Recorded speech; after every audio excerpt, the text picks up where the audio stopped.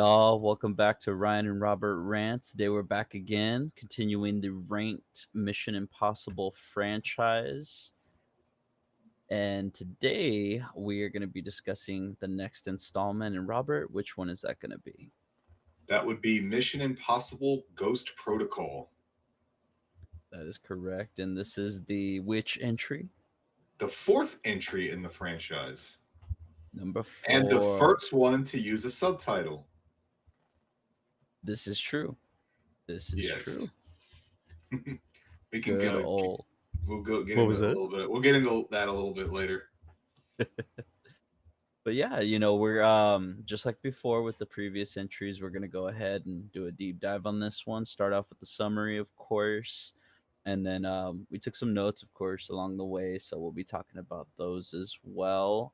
If you haven't seen this one, definitely stop, go and watch it, check it out, and then come back and continue on the journey. Definitely check out our previous installments as well, so that way you can go along the journey with us. But aside from that, I'm gonna let Robert do his thing, and he's gonna give us a quick breakdown of the summary and his take on everything. Yeah, so I'm gonna go ahead and just give a little brief synopsis, and then we'll go into the story, beat for beat.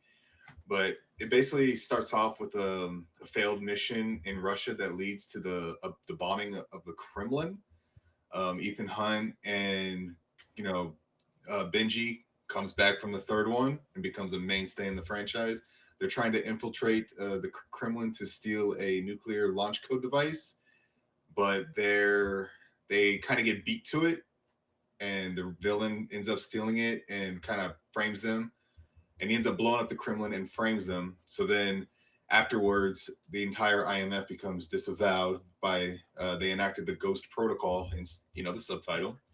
And then once that happens, the four agents, you have Ethan Hunt, a newcomer Jeremy Renner as Agent Brant, who is quote just an analyst. Then you got Benji, and you got, I believe her name was Jane Carter. So then they go and basically have to stop a nuclear extremist named Kurt Hendricks, and essentially saving the world from this nuclear holocaust, because he is all about wanting to start a nuclear war to reinvent the world, because he believes the only way to save the world is to destroy it. So that's the brief synopsis of the movie. So we'll just kind of go into it and beat for beat. So it opens up with Agent Hanaway. We see him running on the rooftop, being chased by two bad guys.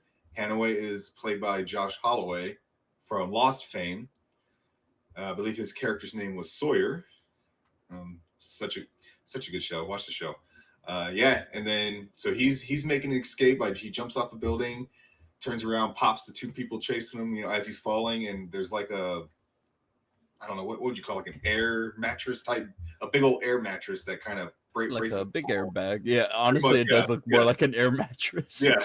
more than It's an airbag. basically bigger than a mattress, but smaller than the things they do to catch, like, jumpers. Yeah. Uh, but yeah, and then we think everything's all good, mission success. He turns a corner, gets an alert on his phone, looks up, sees a woman who ends up shooting him and taking the goods that she stole the goods that he had. So then I believe we break to the next scene where Ethan is in a Russian prison. I mean, not an ideal spot for our hero to be in. But then it kind of just goes from there, where Benji and newcomer Agent Carter, Agent Carter, which is funny because this movie comes out after Captain America.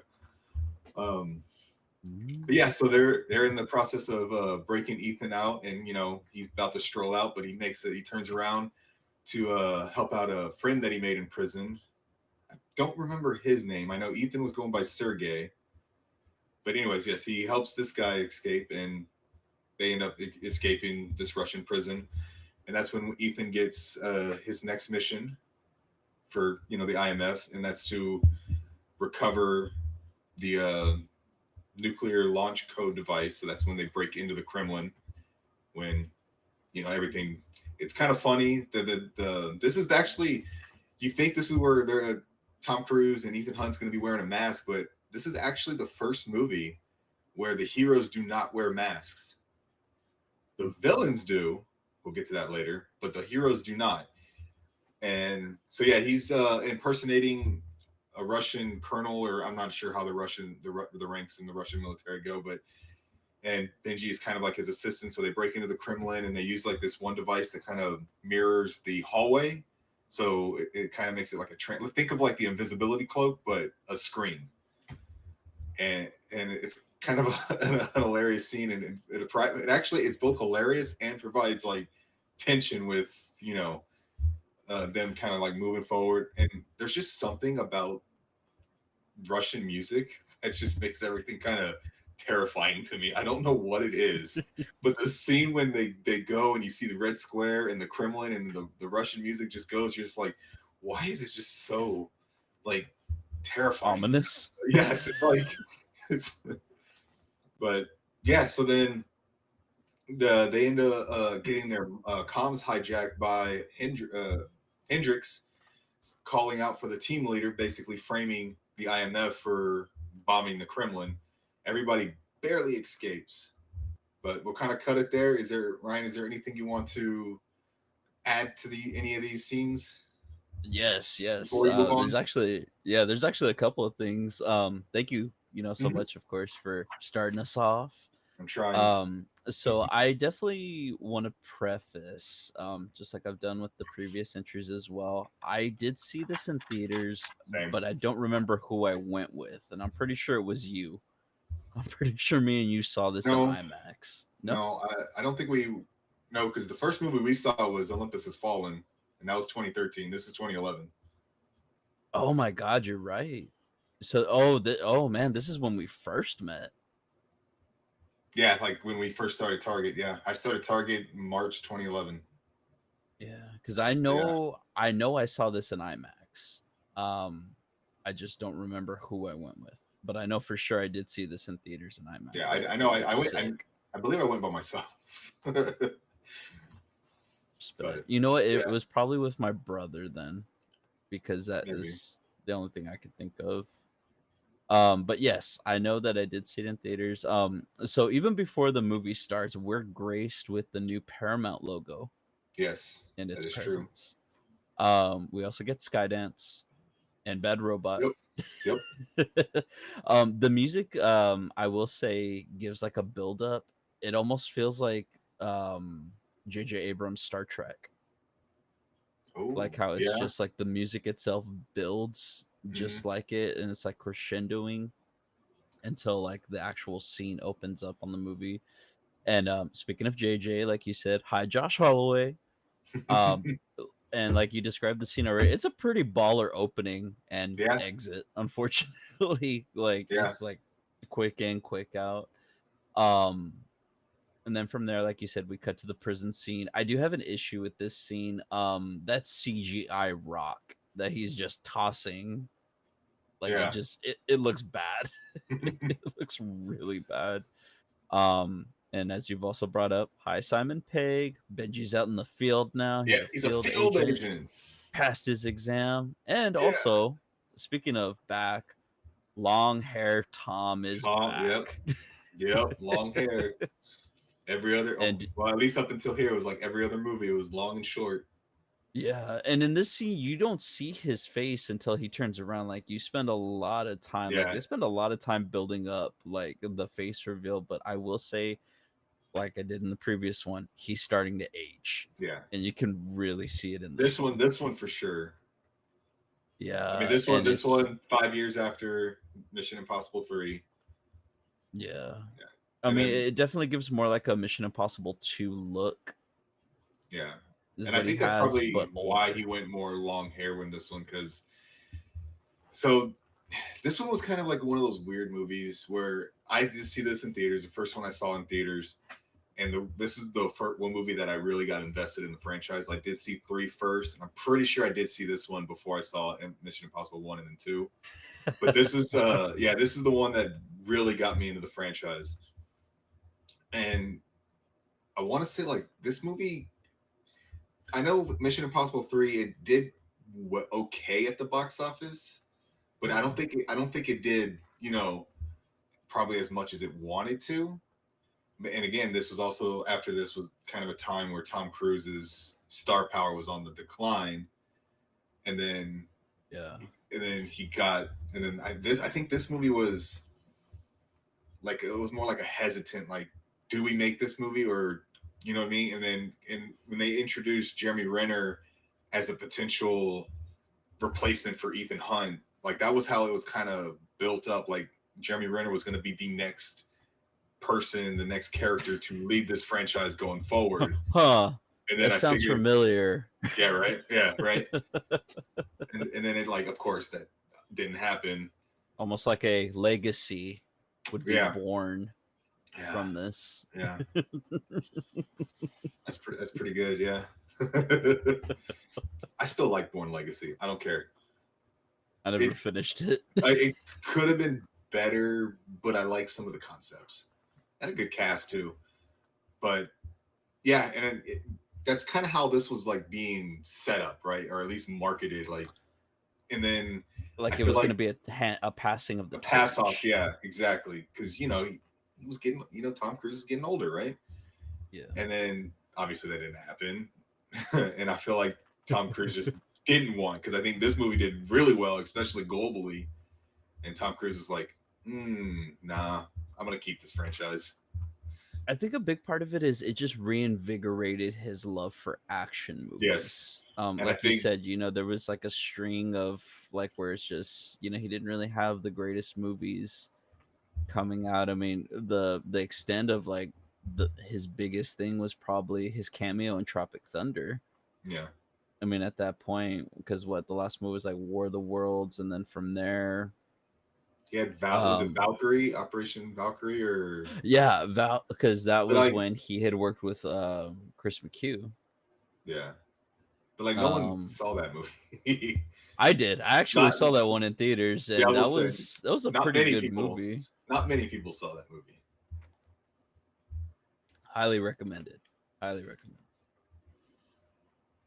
But yeah, like you were saying, this is definitely a tone shift. And Yes, speaking of, this is when we start to get like the gadgets yes, inside. and Like they're more futuristic. They're more yeah, like modern of it. But sort of like how with James Bond, they always had the gadgets and whatnot. It feels like this is getting more into like the modern, like the Pierce Brosnan yeah, era of like gadgets and stuff like that. yeah. So I mean, it's definitely what it felt like. And it's also this is a Brad Bird joint, man. Oh, This is 100%. like, yeah, and he has a very specific style. Like Hmm. when you're watching a movie that he's done, and I can't describe it. It's the way that he tells the story. You just know. Yeah, it's very clear. It's like a precise, clear, like visual form of storytelling. Yeah, and definitely with the fuse opening, Hmm. just like the opening with the like the fuse and then the fuse And just it's actually traveling. yeah, and it's an actually Like it actually lit a fuse, like, you know what I mean, like, to, what is it? I think he said blow it or whatever it was, or I can't yeah, remember the line. he says light the fuse, Yeah, and or so, then yeah, it's like literally, doo, doo, doo, doo, and it's just traveling, and yeah. like the music too. The music just feels like it's very reminiscent of The Incredibles. Hmm. Like that's the vibe that I get from it more than anything. And speaking of, back to showing the whole movie in the credits, this Yeah, is the in my opinion the longest opening credit sequence, yeah. because it gives you all the credits, like all of the credits and almost all of the movie as well. This is also the first mention of the secretary as the head of the Oh, IMF. yeah. Yeah, it's the I mean, first time you, that you'll we get get that. that later on, especially in like Rogue Nation, because, well, so when, I mean, I guess I can go ahead and say it. When so Ethan, after the Kremlin bombing, he's in the hospital. He ends up escaping, Russian custody, kind of, and he ends up getting into the car with the secretary, and that's where we meet, Brandt, the analyst, and that's when the Mhm. secretary tells him the IMF has been disavowed and they enacted Ghost Protocol, and then like what, like a minute later, just boom, the car gets like shot up, and the secretary takes one to the head. Yeah. So now there's an IMF has no secretary. Yeah. We finally meet the secretary, and he's gone. Yeah. And Yeah. speaking of, I just wanted to cut back a little bit prior before that. When Ethan gets broken out from the prison, and he's got Bogdan with him too. He's like, I That's his always name, take care of my Bogdan. Yeah, friends. yeah. And he just gets taken off in a white van somewhere. It's just like in um one motion. Whoop whoop. yeah, I One like man to that. another. I like the spy craft in this one. Like it Yes. feels very much very, very spy I think this one had in a this one. perfect blend of like the spy and the action.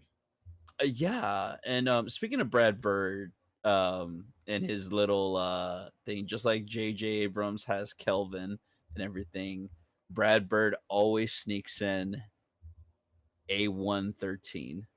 Oh yeah, yeah. Always. So when they have the flashback to when they're talking about the mission, when he's asking Carter, Paula Patton, Hall of Patton.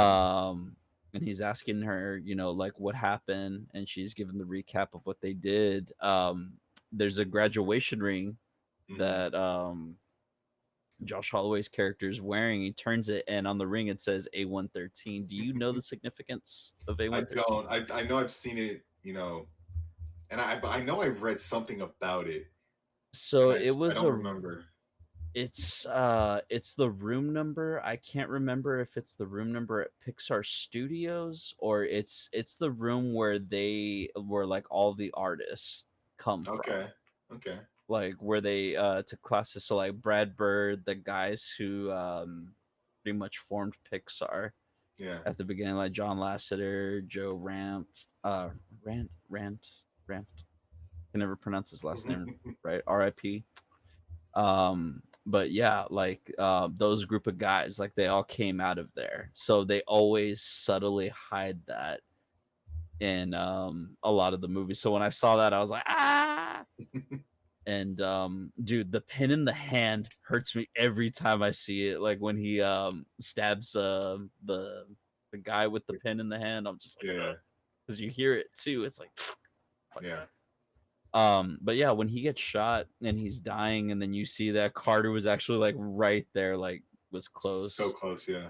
to it, and then he's just like, you're so beautiful. Amen, Josh. Amen. She really is, and I just have to put this on record. Robin Thicke is a moron for what he did to her. Like Paula Patton in this movie, dude. My God. Yeah. She Like wore the my God. later on. Then that green dress. Yes. Like She she wore it. is. Yeah. This I feel like I don't want to talk too much about the next one, but I feel like they really start showcasing. This is when we start getting into what I feel like is the Bond girl Hmm. era of it, but it's like the MI era, Yeah. the MI girls, I guess is what you could say, But yeah, like the because women where they start becoming very statuesque, like very like the way that they portray them yeah, on screen is very like almost like a femme fatale sort of feel, and you really get it in the next movie. yeah. But like I feel like this is like the ground floor of where it Because I starts with like even her, Leah Mag, I Sado. mean even Maggie Q in the when Yeah, they're going to the Vatican, she's wearing that one dress as well. But at least I think yeah, the difference with this one is like with this franchise is like most of the Bond girls back in the at least in the earlier 007s, like they were just like set dressing. I don't want to like put anything negative whatever, but it was all about just James Bond just hooking up with these girls. Like they didn't yeah. I really mean that, and provide too because it's a much. product of its Yeah, time. of Like his that's time, but literally what the character is. It's like no, yeah, he hooks up with women, and in but at this one they least treat it like with a little more class, yeah. I guess. And a But lot of it's these women still are like the eyes, like ooh, yeah, and a lot of these women were like they're written pretty well, and like yeah. they, I mean they take names like they're not like they're no pushovers like yeah, I wouldn't want to mess with them. Yeah, they give them stuff to do and they let Yeah, them be actual, like you said, actual actual characters. characters. Yeah, Which speaking of, you brought up the payphone when they go into the alleyway. I like that he has to like knock it to get it to When it self says destruct. because it's so old. I Yeah, bet that was because probably it's a put there in the payphone, 90s. man, I a know. payphone. That thing's probably been there since the 90s. It's just like, um, And that's what I feel like that nod was to. It was like a sort of like say goodbye to the old tech of, yeah. the earlier films. Like this is we're in the now, which is why like I brought up the thing about the gadgets. And then of Which course is, he's portraying Fedorov when they're yeah. like, you're gonna Fedorov. infiltrate the There you go. Yeah. Kremlin, and I like that look on his face, like he's like, we're going to the Kremlin. And I like that he's like I said, he's not wearing makeup Nope. um or anything like that. I mean, he's wearing It's some just makeup. him. It's just he's not in a Well, disguise. Yeah. yeah, yeah, like he's not wearing a mask, or Full like it's mask. Yeah. what I mean, like heavily on there. It's like, here's like a mustache and Yeah. like some hair dye and stuff like that. And you brought it up. I'm so glad you brought it up, because any time that the Kremlin is shown in any sort of movie, any sort of It's like, media, and the freaking Russian choir starts up, it's it's an so instant violent. laugh from me and my brother, dude. From me and my brother, like we laugh because it the same thing happens in Hunt for Red October. It's Like so violent. It's I'm just pretty sure that's scary. the catalyst of where Yeah. it started. I mean, It's and like, that I'm pretty sure they do it in Red too, right? I think so. It's like I get it. Like, U.S. and Russia's hasn't always been like friends, but you don't have to like. Sure, like I'm sure they have like softer classical music. Like, But I love that that's like the stereotype for yeah, like anytime Russia or anything Russian is shown, it's either like a mandolin being played really right. fast with like a babushka, or it's it's the Russian choir, some European choir just "Ah!" They just, it's like I feel like I had to apologize. Like I'm sorry. Yeah. Ugh, And like you said, when they're breaking into it, and then of course this is when we get Kurt Hendricks, played by the amazing Michael Nyqvist. R.I.P. man. yeah, And gone we were way talking too about soon. this. Yeah, dude, we were talking about this a little bit prior, before we had started recording, but I really do miss him. And like my first exposure to him was the girl with the dragon tattoo, Yeah, yeah. the original Swedish version. Yeah, Swedish version. Yeah, that was my introduction to him, and like it showcased him as an actor, and I was like, oh man, this is amazing. And then when yeah. we saw John Wick in theaters, Mm, and I saw he was in there, I was like, mm, oh my god, yes. Like, and he's speaking English, like he's doing speaking English, he's not speaking in Swedish. um and you see like the kind of character that he can play with that as yeah. well, like still like a completely different like night and day character from the girl with the dragon tattoo. Oh yeah. Like he's almost mustache twirling in John Wick, and then you see him in something like this where he's it's almost like a culmination of both characters, but a toned down version of his John Wick villain. Mm, It's more akin to a girl with a dragon tattoo in this one. Like he's cold, he's calculated, and that's because that's the character. Like his yeah. I forgot what they say, his in-game theory, I Something. think is Yeah. the Like phrase that they use. he was a former Swedish special forces or something. Which I mean, I didn't even know Sweden had that, but good for them. Yeah. Um, Progress. yeah. But yeah, like I believe he's former. I think he was also a professor or something, and then he had like that Yeah. in-game theory where just launch one nuclear whatever, just basically kind of like start a new world order by nuclear holocaust kind of type thing. And I believe like he was doing something, and they like I think it was Simon Pegg's character that I think it was Benji that made a comment or something, or it could have been Brand, where like they asked him to resign from his position. Like they didn't fire him, like no, you resign because his ideas were too extreme. Yeah.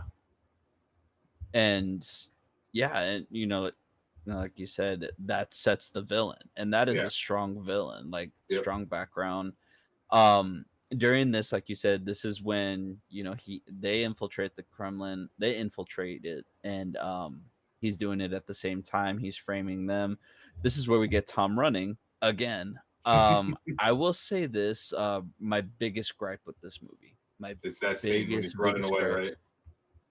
it's not it's the scene itself, Well, it's not the but scene it's for me, but not the scene, it's the CGI. yes, I was gonna say The that one. CGI in this movie is so horrendous. Like that scene in particular, because you can Yeah. tell the backdrop was green screen.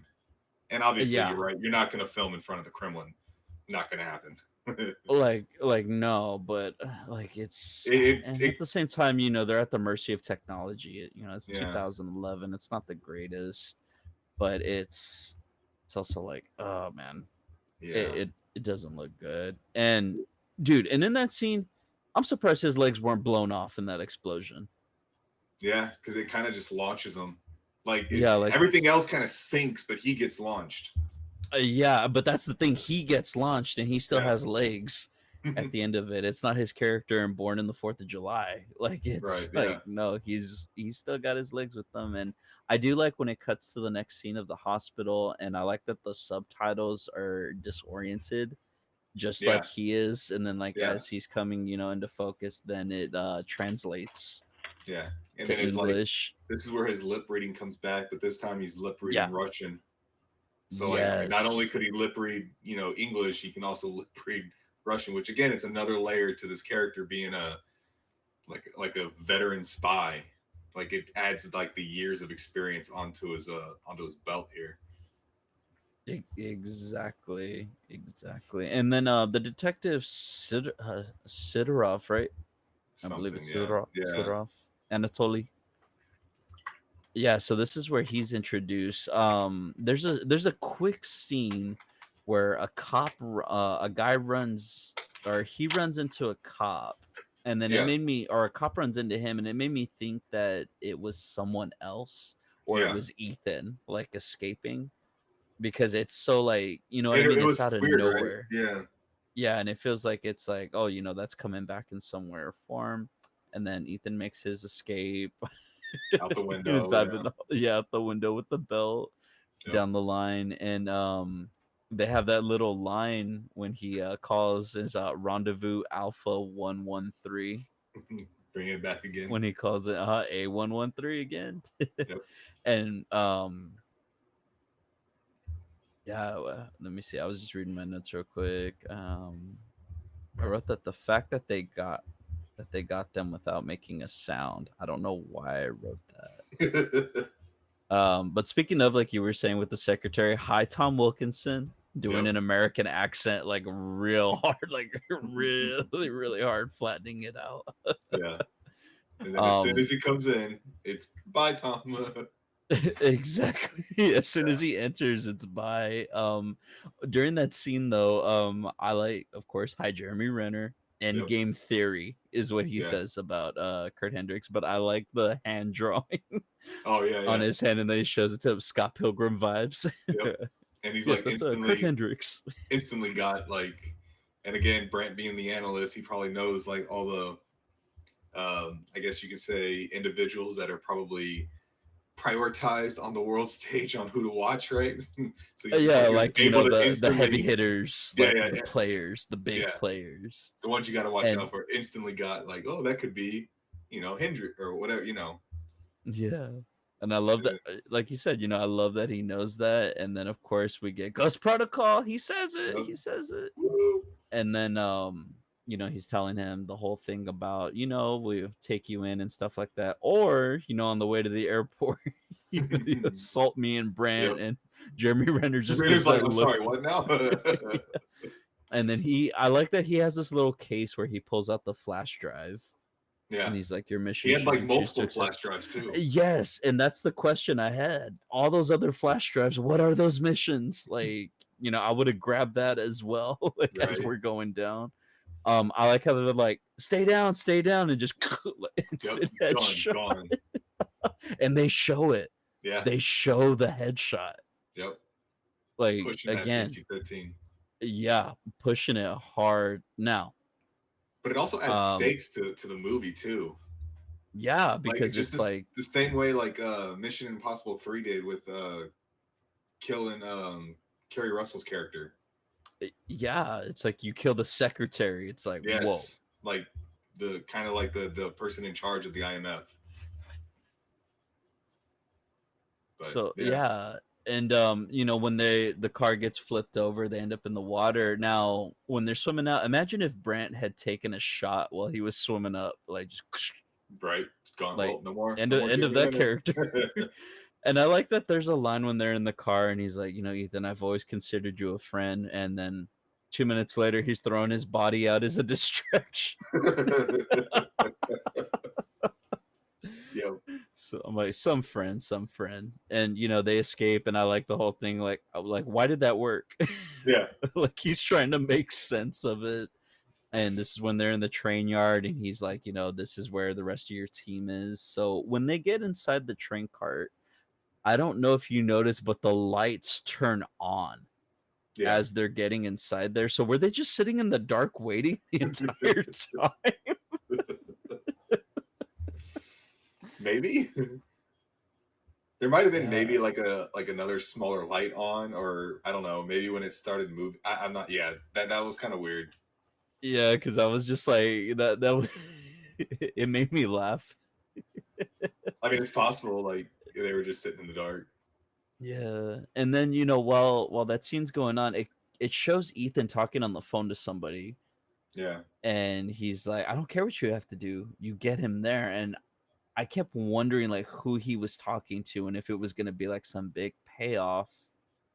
But I mean, I guess spoiler alert, it turns out he was talking to Bogdan. Like if yeah. you watch the Or movie, it so, but shows that that's who he's talking to. but Because that I long thought they blonde were looking haired for guy. him. Well, I thought that long blonde haired guy came back. Max's like henchman from the first one, because he So presents him with the he mask again. so he does, but then in that scene, Bogdan's like, "You see, I got him here, just like you requested." That's why Maybe, yeah. that's why I think he was talking to Bogdan in that scene, Telling him to because get I was okay. curious, like when Yeah, I it's was watching it the possible. first time, because I was like, "Who is he talking to?" And that was what, his cousin or his brother or something, right? His cousin. Cousin, Yeah, right? And his like he's cousin. like an arms dealer or whatever, Yeah, and then he another says arms Ghost dealer. Protocol again. He says it Yep. again. So But you gotta yeah, say it. You gotta say it. exactly. But yeah, I mean that's pretty much where we're at Yeah. in the movie, cuz where does it go from there? Like after that, do they immediately go to It's to Dubai. Yeah. straight to Dubai right Yeah. from there? Because yeah, they so they find out that he's they stole the not them, but they ended up stealing that nuclear launch device or whatever, and now he needs the codes. And Moreau had the codes, so now they're in a her and Hendrix, right? Yeah, I'm a little white. Yeah, A little, yeah, Moreau Moreau and and Hendrix are gonna Hendrix. basically broker the deal on she's gonna sell him the codes for diamonds because that's what she deals with. She deals in diamonds. So where Yeah, they're cuz gonna they're it's Hendrix guy Winstrom. yeah.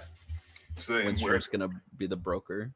yeah, and where they're gonna meet is the Burj Khalifa in Dubai, and that's kind of like where the stunt of the movie comes from. Not to But be confused with Wiz Khalifa or Mia Khalifa. right, but again, like when it does that, and you see the shift from the train to like the desert, right? And Yeah. again, this is where it kind of starts with Mission Impossible 3, and it just keeps going and going. How the like the city, the locations become the character, and Yeah. then you just see this wide open, beautiful shot of the desert, and then of course it cuts to them in their little I don't know if they were driving a big SUV. I don't know if it was like a Range Rover or Land Rover or whatever, Yeah, it was something but like that. they're driving towards the city, and you can just see it on the horizon, just like the entire city, and then it like does like a drone flyby of like the entire city, and he goes up over the Burj Khalifa, and it like looks all the way down, so you kind of get the scale of like at the time the world's tallest building. And I just think like that whole sequence, like yeah, it was probably like a travel commercial for Dubai, but at the same time it was still beautifully shot. It's like the equivalent of Adam Sandler making movies in like all these exotic Yeah, just so he can get a vacation vacation. Yeah, spots. and Exactly. I think It's that's this what is the this. equivalent. Yeah, this is Tom Cruise's way to go on vacation and not have to pay for it, and it's also his way to do these crazy stunts. Yes, it's like I want to go to this beautiful location to have like a really Yeah, good vacation, but I also want to do some insane yeah. stuff while I'm here and I want to film it. like hang off this world's tallest building. Yeah, it's like that's a great building. I want to climb it. Which Yeah, speaking of, dude, the climb looks so good. yeah, because it was It looks actually so good. done. It was actually done. Yes. So yeah, they end up in the hotel room and they're trying to man, what was the term that they wanted to like trick? Basically, give the hotel a facelift by staging like the Moreau would be in one room with fake brokers, and then Hendricks or Werstrom was his name. Windstrom. Winstrom was going to be in Or another Wistrom. room. Wistrom. Yeah, Yeah, they Wistrom. were going to No, be in you another room, and it was basically just going to be like they weren't going to be talking with each other, but they'd be talking to the two separate IMF teams. And in order yeah. to kind of give this hotel a facelift, they had to hack into the servers. In order to hack into the servers, they had to be in the server room, and they couldn't get it in there from the inside. They had to go outside, and that's where we get the big climb scene with the gloves. What is it? There was like a rhyme like think of Blue it is glue, blue red is is dead. glue. Yeah. But when I What's like red? Dead. yeah. And I like how you brought out these gadgets because the gadgets in this movie did not work. They all failed at some point. The gloves malfunction, the mask generator Yeah. malfunction, like everything stopped working. And I think that was a wise decision because it made the team kind of work because this team was essentially thrown together. Yeah. Like Ethan never really worked with Benji outside of Benji being in the lab, didn't really work with anyone. Brant's just an analyst, so this team was kind of like thrown together. Yeah, and I think that was a brilliant move, story purposes, because they didn't have to. They couldn't rely on these gadgets to get them through the mission. They had to rely on each other Yes. and like the intellect, the intuition, and everything else on teamwork. And you kind of get, and it kind of starts here. Like, yeah, you saw teamwork in like Mission Impossible 3, but it was still essentially all about Ethan. Like, yeah, Ethan's the main star, but this is where the movies really become more of a team dynamic, in my opinion. Yeah. No, And no, then you you're see right. that because yeah, and then because he goes up, starts climbing up the building. Anyways, he ends up getting in it, and then when I think he has to come back down, and he has like some what is it like a rope or a hose or something, and then when he What do you just call it? It's conveniently in the server rope room, from yeah. At first I might be thought it cable was or something. wire. Yeah, Yeah, like I thought it was cable. yeah, or it could be wire from like all the. I don't know. It doesn't matter. But Yeah. he's like coming down, and I think the funniest line was when Brant was like. He says, "I think your rope is too. I think your rope is too short." And he just looks at him hanging off from the railing. No, Yeah. just the way it says, like, The no, delivery, yeah. it's perfect. I'm like, this dude's hanging from like what 130 store floor, whatever, up, and he's just like, yeah, thank you, Captain Obvious. Yeah, like it's a really good line. It feels out of character, but it works It though. works so Like well. it just works because, like you said, the tension is there. It's the whole thing with the fact that they got to go bare bones. It's very akin to Iron Man 3, where he loses all his suits and Everything, he's yeah, like, "Well, what are you gonna do? I mean, you're an inventor, right? Just make stuff." And that's what they do is like they're just making it up as they go, and it's just adapting to the situation. This yep, happens, therefore this yeah. happens, but and Like how plan do A I go fails, about plan B fails, plan C fails. Like you're just continuously yeah. going, and it's like again, part of the thing: is it luck or is it they're just that good? Yeah, like they're adaptable Yeah, is the thing. It's about, completing the mission. Oh, it's an impossible mission. Well, we don't believe in impossible. It's like we will find a way. It may not be perfect, but we will find a way to yeah, complete it. And yeah, like you said, the whole server room, him jumping back into the window, which we get another Yeah, jump he from the just side of the building where he just yeah, like runs to the other side and he's like, I'm just gonna jump it like he it's just nothing. swings, yeah, and swings this way, and then he like lets go of it, and he kind of like mistimes it, smacks his face on the like the top of the part of the window he cut, and they had to Brand had to come in, grab his leg, and then Yeah. Carter And then Jane grabs, comes yeah, in. Jane comes in and grabs him, and then Benji just walks in. I think he had just got through like rearranging the room numbers, and he's like, "Man, that Yeah. wasn't easy." He just sees everybody like, "What I miss?" Yeah. The way he comes into is like, whoof. Right? Like he had it hard. Yeah. So yeah, so they end up like kind of hijacking the meeting. I believe who was it? Well, Was it the go thing for it? about it too is when everything starts failing, Yeah, they're like abort the yep, mission, and like Ethan's like, no, no, we go through with it, yep, and I like that. Even Brant's like, you know, we want to be done with it because they do start the mission, they get it, stuff starts acting up again, and then yeah, he's like, we got to give them the actual codes yeah. and And he's stuff like, like that. no, And I love that he uses Brant being an analyst to make the decision to go through with the plan. yeah, Because Brant's like, no, no, like we can't do it. We can't do it. Like he's a by the book guy. yep, yep, And Ethan's like, no, you gotta basically fly by the seat of your pants, yeah. sort of Especially out thing. in the But he field. uses but he uses that logic to get through to him is what I like. Because Yeah, even he's like, no, like I'll throw like yeah, this case out the window. yeah, because yeah, what was it? It was the printer, right? Inside, so Yeah. the whole thing was they were going to use that eyepiece to take photos of the launch codes, and it was going to print out copies into another room, and they were going to give the Yeah. fake copies to our Oh, it was because they brought in the they scientists brought in the to verify scientists, yeah, that the codes yep, were legitimate, yep. So then they and had to that's give them the why. real ones, Yeah, and then so Jane was impersonating, I guess, a French. was Moreau was Yeah, impersonating she was impersonating Moreau. impersonating Moreau, and given the real now real codes to Winstrom. Yeah. Winstrom, man, I'm gonna keep forgetting that. He It's was, all good. I got you. I yeah, got you. but and then Brant and Ethan was with the real Moreau. Identifying like he was impersonating. Brant was impersonating the nuclear, like he was inspecting the codes. He was just like, yeah, looks good. Yeah. I have no idea what I'm looking at, but it looks good. And then The he little was, double blink. The yeah, little the blinks printing out the real ones in another room. Everything's going well.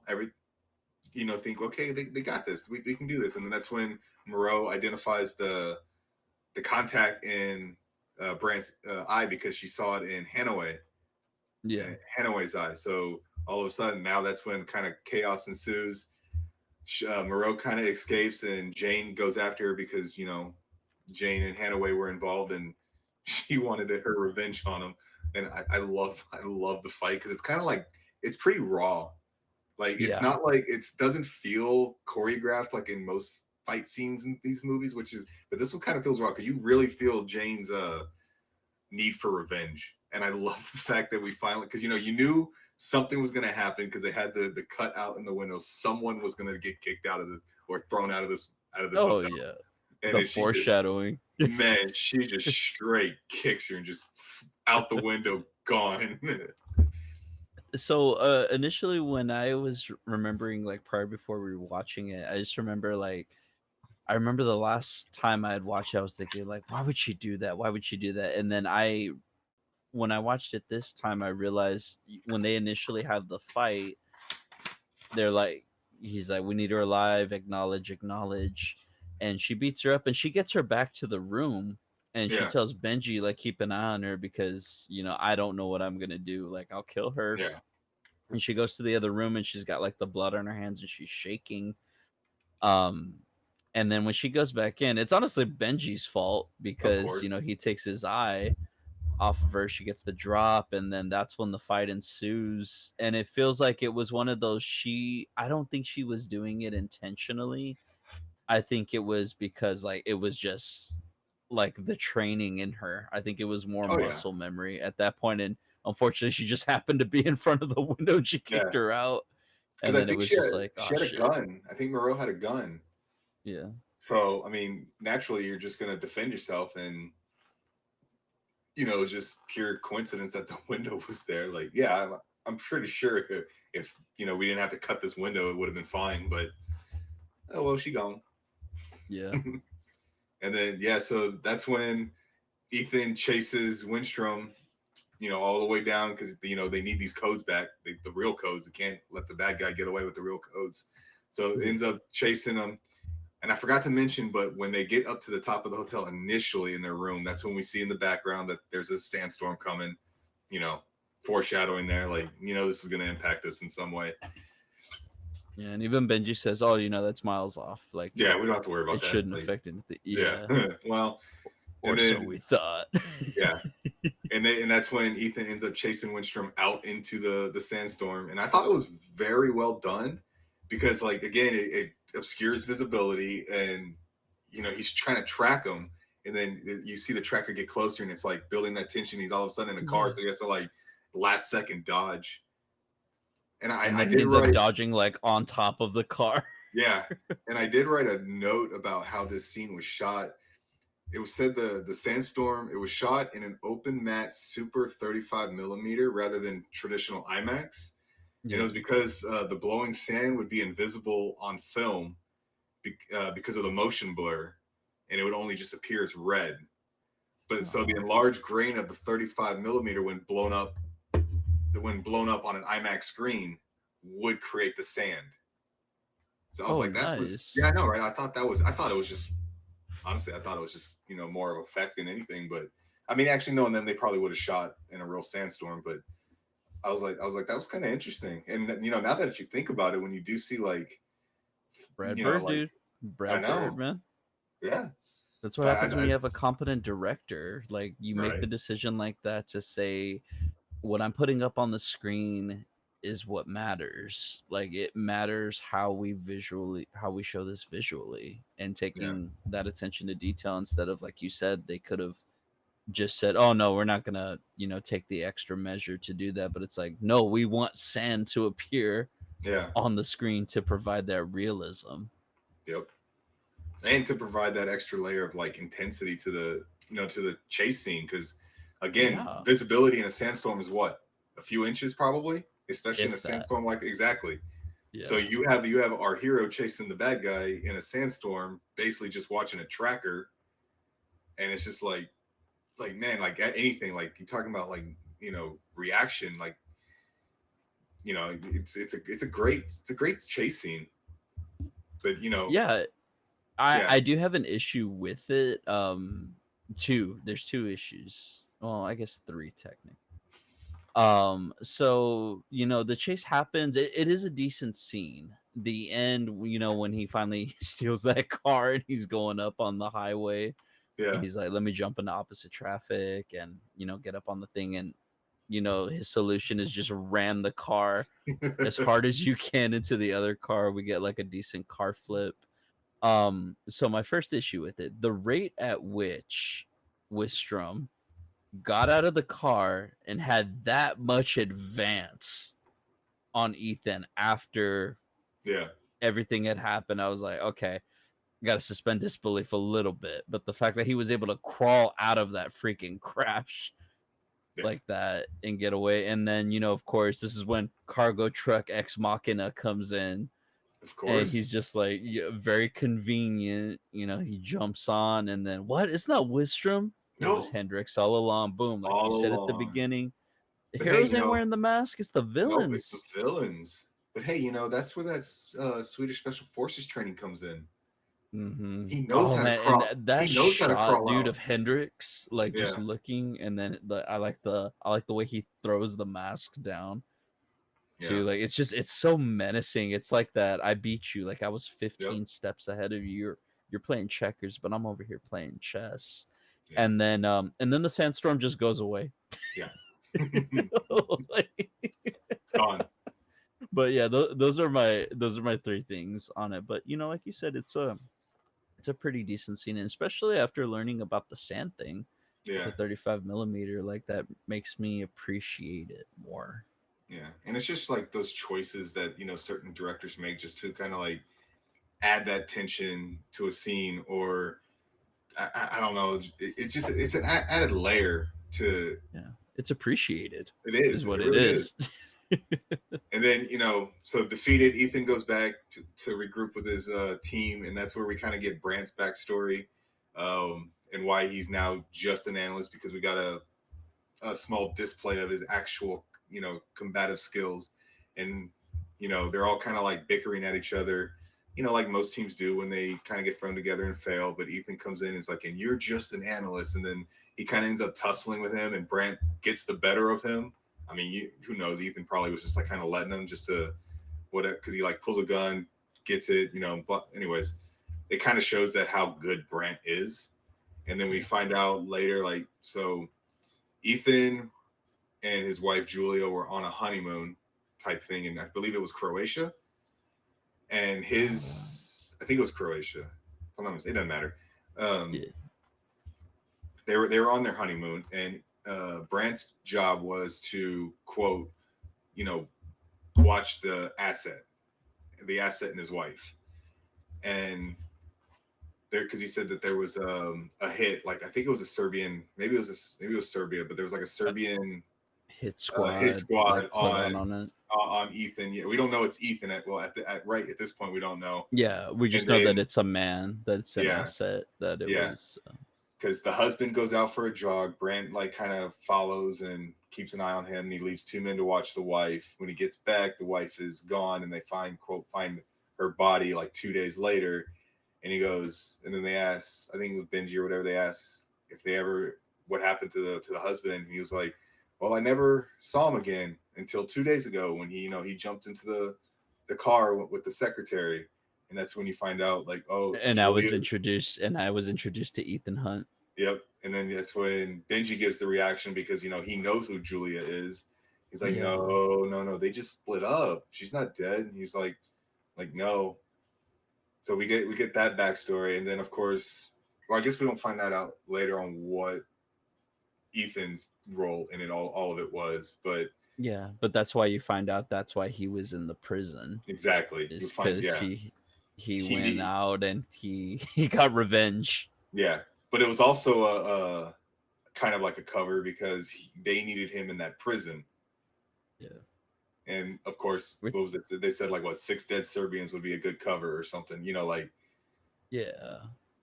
But And during that scene though, when Ethan's there, he gets a phone call and then he says Dunhill lighter. mm, bringing it back, Bring it back. I'm like, thanks for the fans. yeah, because we meet, But the whole brand thing though, from Ethan was weird considering how it ends. Like that scene, because he's like, and you're just an analyst, aren't you? Like what we just discussed and what we're gonna talk about at the end. It's weird how he treats Brand in this scene. You know what I mean? but I think it's kind of a, because Ethan's team leader now, and I think it's more of a Yeah. trust. Like everyone at this point was bickering. It's like, yeah, they failed right at their mission, Yeah. but and they're all bickering each other. But it's like, we need to come together, and we can't do that if you're giving us a false pretense of what your role or your, Oh, you know what? you know what I You're mean. So right. like he Yeah. needs to get Brant to like, hey, I know you're not just an analyst. Yeah. So like we need to see everything that you're capable of. Like you're lying to yourself, and we need to know why you're lying to yourself on who you are. Yeah. So we need to get all your dirty laundry out. Like why are you just an analyst? We know you're not an analyst. I mean, he is an analyst, Yeah. but so I think that's kind of like his tough love approach to being a team leader. That makes sense. Yeah. That makes sense. And then, of course, we cut to Bogdan comes back. But prior to that, when Ethan goes to like the shipyard or Yeah. the Put on the shit. mask again. Then you see the blonde henchman from Mission Impossible 1 Yep. pulling out that mask. And he's like, really? It's like his one thing, but it Yeah. was nice seeing him again. I really thought we were gonna cut to Max, or we were gonna cut Yeah. to. I didn't think we were gonna cut to this random dude who's like Bogdan's cousin. Oh right, yeah, yeah. I think so. I also read that they had asked the original actress to come back, and she just flat out said no. And I'm So wondering if that's probably why. So it was just like it's because it, probably just it makes sense that it would have been Max. Like it yeah. makes sense from But that then point.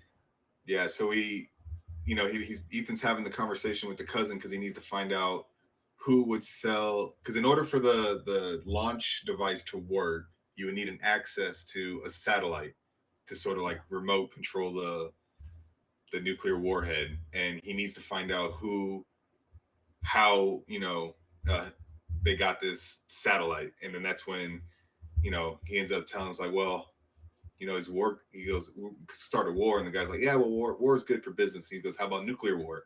And right then and there, you can just see the guy's demeanor change. He's like, okay, well, there's this guy in Mumbai who I think had like a telecom satellite, or he purchased a telecom satellite and he sold it to, you know, our villain.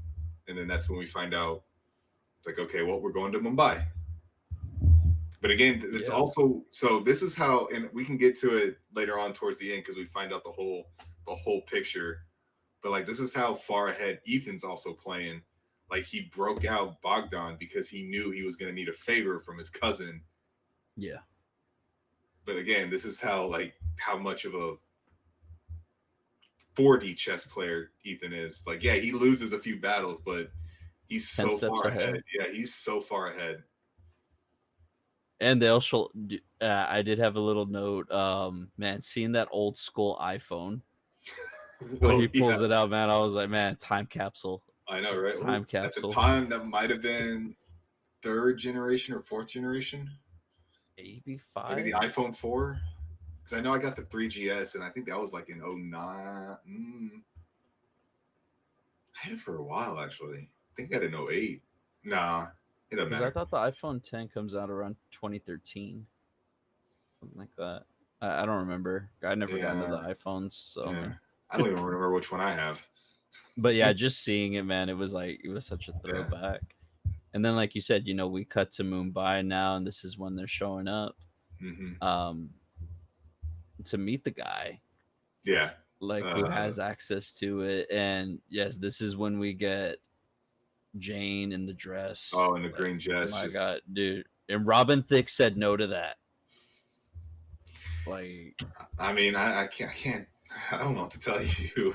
yeah. It's okay. But There's idiots in the world, and yeah, you know and he's just one of them. her aptly named code name is Venus. Yes. The equivalent was What was Ethan's? Ethan was Jupiter because Jupiter. that's That's the right. yeah because that's the equivalent to Zeus. Venus is, I believe, the equivalent to Aphrodite. I believe was Benji Saturn and I think uh, so. Brant was Pluto, or it could be Yeah, reversed. I because know. I know one of them he's made like, the why am I Pluto? yeah, and he's like something Yeah. about Uranus or something, Yeah. because those jokes never get old. I don't care. Yeah. And in this scene, dude, again, you can really see Tom's age in Yeah, this scene. Like you can really, really see it. Like they turned on the high def cameras. yep, It was like, oh, turn back off, turn back off. yeah. The goal was to for Jane to kind of seduce I don't remember his name, but what's the actor? Anil. Brijnath. Yeah, Brijnath, I believe. the actor's name was Anil, right? Anil Kapoor. Yeah. Am I mispronouncing that? My first Yeah. introduction to him was Slumdog Millionaire, but I man, that's still such a haven't seen Slumdog man, Millionaire, that's such dude. a good movie.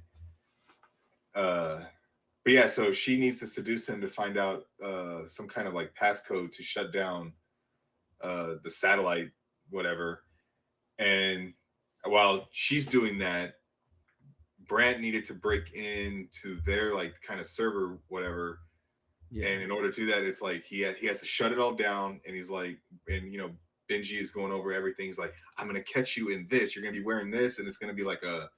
I'm gonna have this giant magnet. It's gonna suspend you in the air, and we're gonna wheel you all the way down. And he's like, I'm gonna catch you. It's like kept saying, I'm gonna catch you. It's like, yeah. And then he's like, I'd be more worried about the heat. He's like, what do you mean? I was like, well, when you turn off the like the cooling things to a server, what's gonna happen? It turns into an oven. Yeah. But So it's like diving into an oven yeah. using magnets. Yeah, So but I'm gonna catch yeah, you. and I'm gonna catch you. Yeah, so she ends up getting the code, but it was kind of too late. They had already, I guess, destroyed the. I don't know. I'm not Yeah, up to date Wistrom all. and Yeah, they just Hendrix end up going to the because they this, needed like a unit or something. yeah, and they destroy the whatever. Like I'm not in the terminology of it all, but yeah, they ended up like taking all the stuff out of the at the station, or it was like a news station or something that they were in or whatever. Yeah. Yeah, that had like a link to the satellite. So once they removed all that, there was no way to turn off the warhead. They needed that to be back in, so then they can, stop the bomb, the nuclear warhead. Yeah. But And then this is when we get the car scene, dude. That the car car is scene, so oh, cool. that car was, oh, man, back then I was just like, that was, you knew, like, I don't even think we have cars like that now. And that was Oh a god, prototype no. then. And I was like, geez, this car is amazing. Like, you had the heads up display on the windshield, and they're just like minority reporting it all the way over. And Mm-hmm. yeah, Which I mean, he definitely got his practice with that yep, movie for it to come in handy in this one because he's like yep. looking for you found the directions. And we had our own version of like what Iron Man 2 with Paula Patton changing her dress in the car. Yeah, Like we had to changing we is had in to there. yep. And then I like that they fail.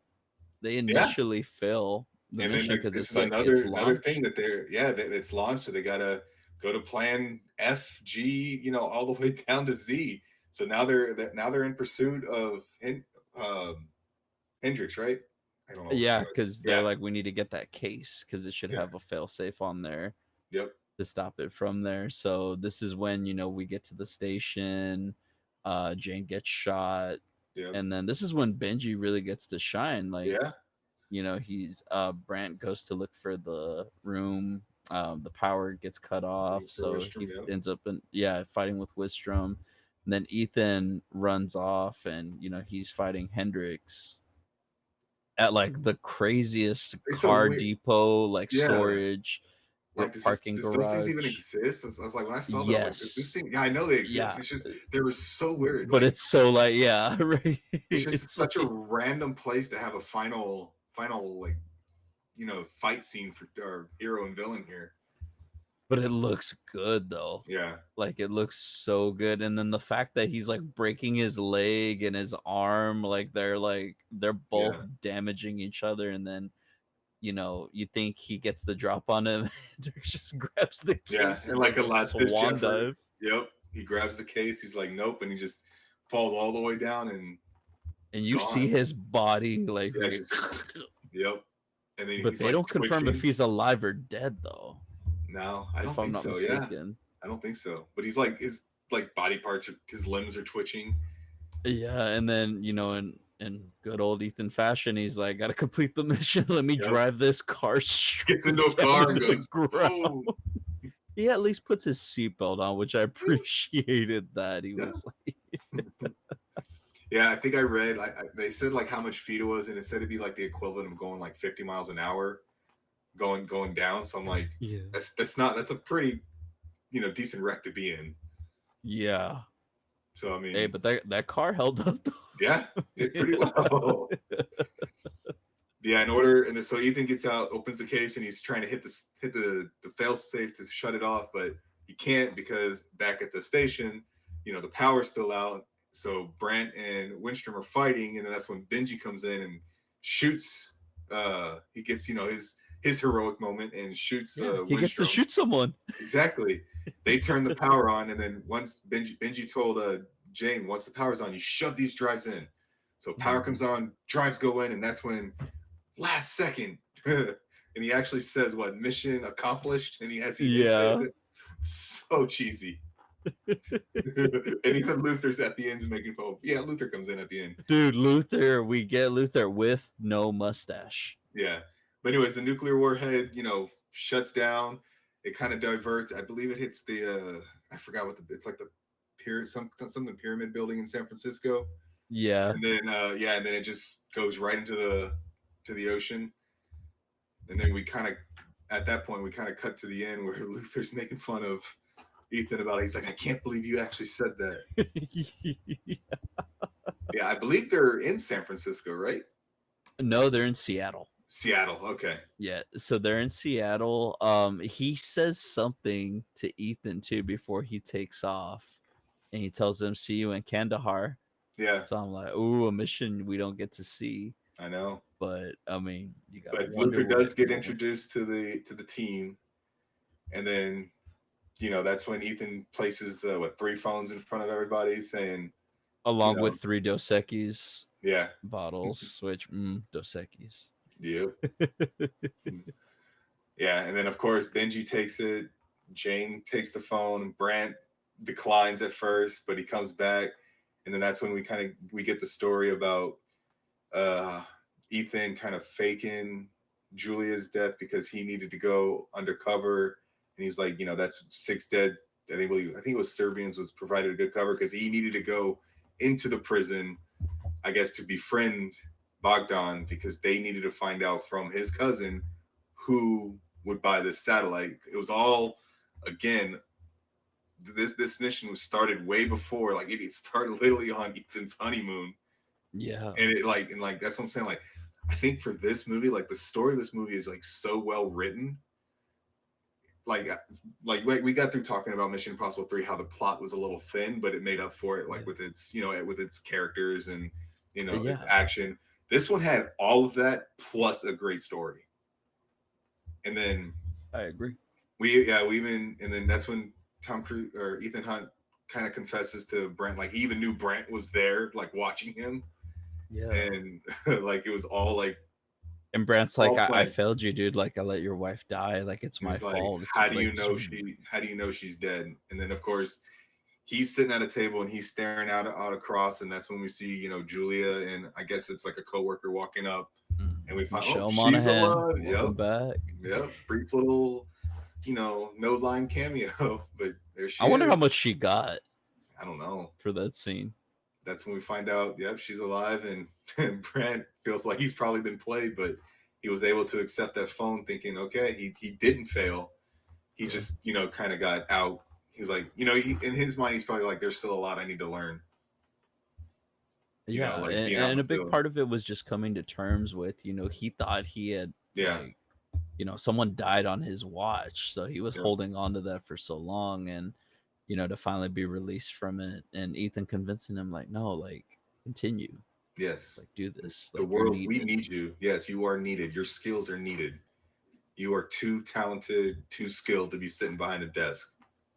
Yeah, And again, it shows. Again, we saw Ethan's like evolution. Like we didn't get to see him being like a trainer or like because he was training recruits. We didn't get to really see that, but we see him being a team leader in this one, and you just see yeah, the evolution of his character from the first one till now.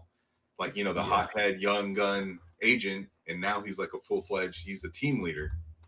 yeah. He's like you said, he's playing 40 chess, like Yep. 60 chess at this point. He's Yep. thinking so far ahead of, like, from just being reaction to, like, no, like I actually have like a plan. It may not seem like it, but it's because I haven't unveiled Yeah. the full thing. There's layers to it. Yep. And this is when we get towards the end of the movie, and as he's walking away, he throws the hood on, and then we get the first mention of the syndicate. The syndicate, his next mission. Yep. And that's yeah. And of course, in true fashion, like we've always seen him accept missions at the end, so we think, okay, the syndicate, whatever, it's just going to be another mission we probably don't see. Like we don't even know if we're getting a sequel. So we hear the Yeah, syndicate. It's like, okay, well, he's going to continue being an IMF agent. We probably like if we do get another movie, it won't be. But spoiler alert: Rogue Nation picks up with the syndicate, and you can yeah. we'll get into that more when we talk about Rogue Nation. But yeah, I mean, Until then, I mean, that's been Ghost Protocol. That's been Ghost Protocol. Yeah. You So have any? Robert, I out of want to say 10, I want to say what's first, like, so we talked about it like off camera one time about my uh I don't want to say hatred, but because I love subtitle or subtitles, right? Like, or like this one, Ghost Protocol, the first one in the franchise to use it. yeah, And I know Tom Cruise has said that he wanted every single one, minus the first one, to have like a subtitle, like yeah, because he wanted instead of every just a movie two to, or a yeah, three. he wanted every movie to feel like its own separate mission and not like a sequel where you can just jump into this franchise. If you didn't watch, like me, like I didn't watch the first or the second one, I jumped right into Mission Impossible 3. But when you see a 3 at the end, you're like, well, do I have to watch the first two or can I just watch this one? And I think that's lost with the that subtitle. Like, this one you can jump into. Like, yeah, there Yeah, is information in here that you probably need watch Mission Impossible 3 and you understand.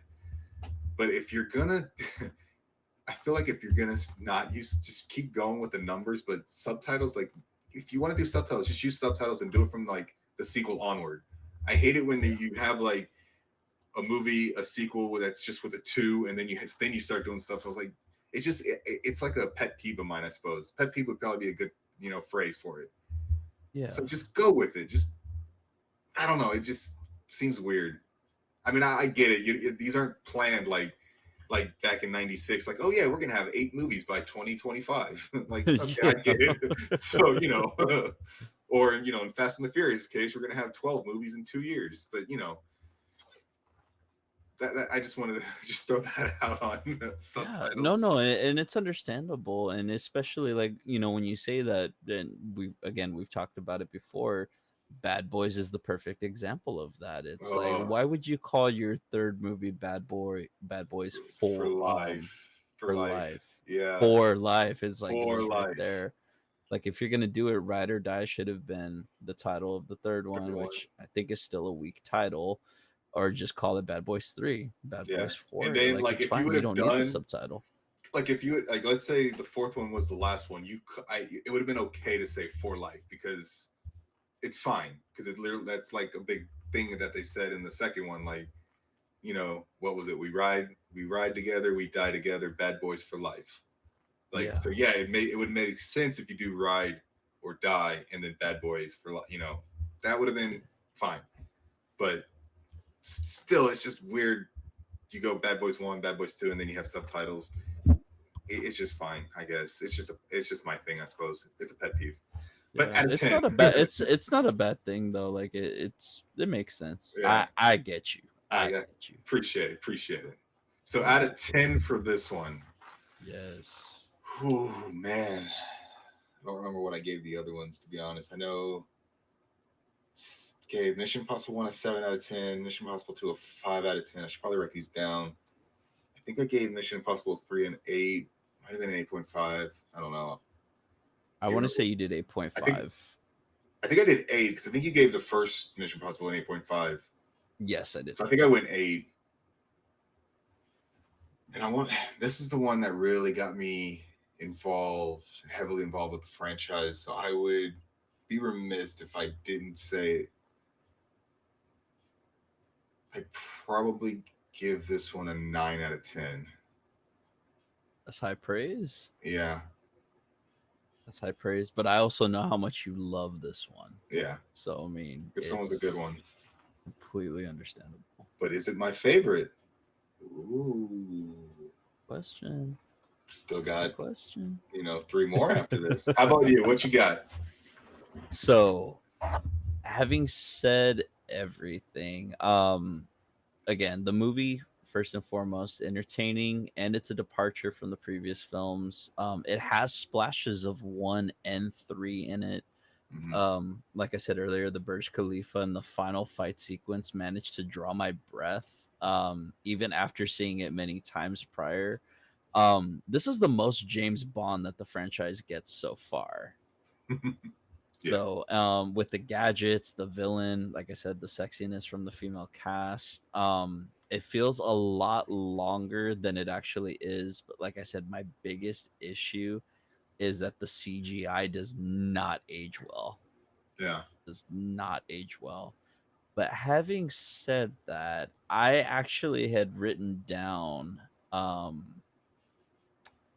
score on here, but I'm actually going to change it. So initially I had wrote down a 7.5. I'm actually going to change that to an 8 out of 10. Nice. Very nice. S- So again, the reason I changed it is just talking it out with you. I mean, like I said, this is it sets the tone. It's a departure from the departure that Yeah. we had, but it still finds a way to honor what came before it while still creating something new and entertaining. Um, I feel like the India scene could have been a little shorter, or they could have just combined it with Dubai. I think going to three different places was a little too much. It was like one thing for each act. Yeah. But I feel like that's one of my only other complaints, but it was serviceable and it did what it needed to do for the story. So yeah, 8 out of 10. That's where I'm Nice. Very nice. Yeah, I think this is the one where it was like it stopped kind of rebooting itself in a sense. Like this one kind of was still a soft reboot, but it was still building off of Mission Impossible 3. Yeah. And this is the one where it started building the momentum going forward. Like Rogue Nation kind of is a direct sequel to this one in a Yeah. sense. And we'll get more And into that, when we talk about Rogue Nation. yeah, and then I mean, I don't know if you know this, but I think it was revealed recently that Chris McHugh had done the like, I don't want to say a ghostwrite, but he had came Yeah. in to help with the script. Yeah, he And pretty much overhauled it. he's the one that gave the blue is glue, red is Yeah. dead line. Yeah, I And the think he fact and I think he also added Brandt's backstory. Like it initially wasn't going to be like Ethan. Like he added all that, layer to Brandt's backstory to kind of connect it all together. If I'm not yeah, mistaken, he was that one. Yeah. yeah, and then the fact that they just hit it off from there and he's like, "Hey, you want a shot at the next one?" Yeah. And to go from this, like you said, to that, which, a little spoiler alert, it pretty much more or less picks up where Yep. this one leaves off. But like you said, this sets the foundation Yeah. for what's to come. And yeah, I mean, that's all I have to say. So where do you rank it on your tier list? Oh, that's right, I go first this time. Yeah. So my tier list, let me go ahead and bring that up. We got Ghost Protocol. We putting it? Where are we putting it? Dun dun dun. So Ghost Protocol. Insert Russian music. Oh! Ghost Protocol is going to be a B, but Okay. it's slightly better than Mission Impossible 3. Very nice. Very Mind you, nice. that B is still not a bad. If I could, B plus, B plus. B Well, that's plus, why A you have it. minus. That's why Yeah, you have it like right there. I mean, and again, we can reevaluate again when we're done with the list, and if it moves back, if it yeah, moves up to like all the way at the end of an A, because it is what it because we is. still have 3 movies we got to Still talk have three about, movies. and that can change a lot. Can change a Yeah. lot. So, what about you? Where you ranking? Well, I was kind of trying to decide, and again, I mean, I've already ranked it out of 10 higher than Mission Impossible 3, so we know it's going to be either in front, or do I want to give it its first S tier? Oh, Or is it going to be the God tier. only S tier? And do I even have an S tier movie? And if I do I only want one S tier? Could there be multiple? I don't know. So where would I like to rank this? I think I'm going to rank it for now. I'm going to give it its S tier Oh, for oh, now. Still got three Mr. Bond. movies. Still got three movies. We've got Rogue Nation, Fallout, and Dead Reckoning. I'm Yep. not calling it Dead Reckoning Part 1. It is now officially Dead Reckoning. Yes. Yes. I I think agree. I'm okay with this.